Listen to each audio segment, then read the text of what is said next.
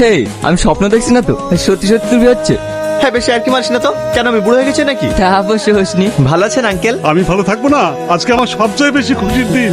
আমার মেয়ে প্রতিজ্ঞা করেছিল যতদিন চাকরি না পাবে ততদিন বিয়ে করবে না।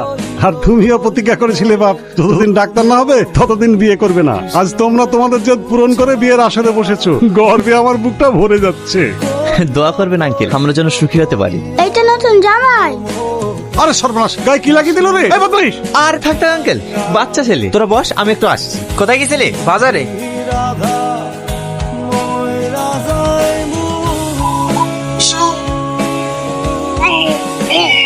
বাপ, ইলিয়াস কোথায়? মনোয়ার সাহেব চলে এসেছে, বিয়ে পড়াতে হবে না?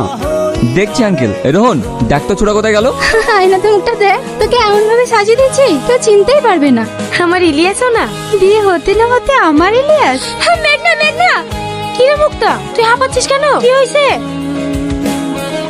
কি চুপ করে থাকলি যে? বল কি হয়েছে? ইলিয়াসকে খুঁজে পাওয়া যাচ্ছে না।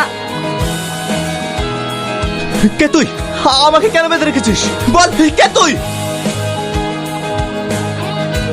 স্যার, কোনো সন্ধান পেলেন? দেখুন, আমাদের ধারণায় ঠিক ইলিয়াসকে কিডন্যাপ করা হয়েছে। ওর এই টুপিটা বাড়ির পিছনে বাগানের রাস্তায় পাওয়া গেছে।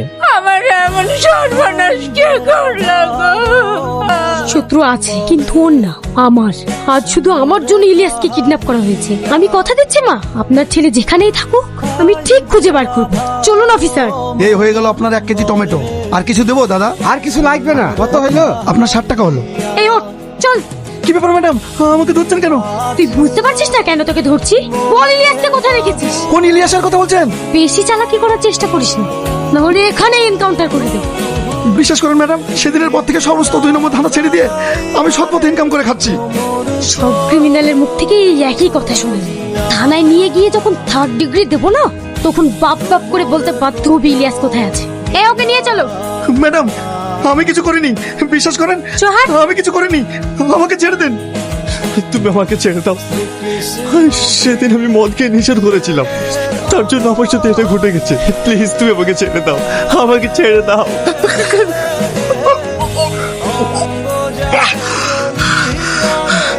আমি কিছু জানি না ম্যাডাম, আমি কিছু জানি না। জানিস না? ম্যাডাম, ও তো মরে যাবে। একে তাড়াতাড়ি সুস্থ কর, যেভাবে হোক ওর মুখ থেকে কথা বার করবই। আর হ্যাঁ, গনাকে খুঁজে পেয়েছো? না ম্যাডাম, ও বাড়িতে নেই, মনে হয় কোথাও পালিয়েছে। ম্যাডাম, ইলিয়াসের খবর পাওয়া গিয়েছে।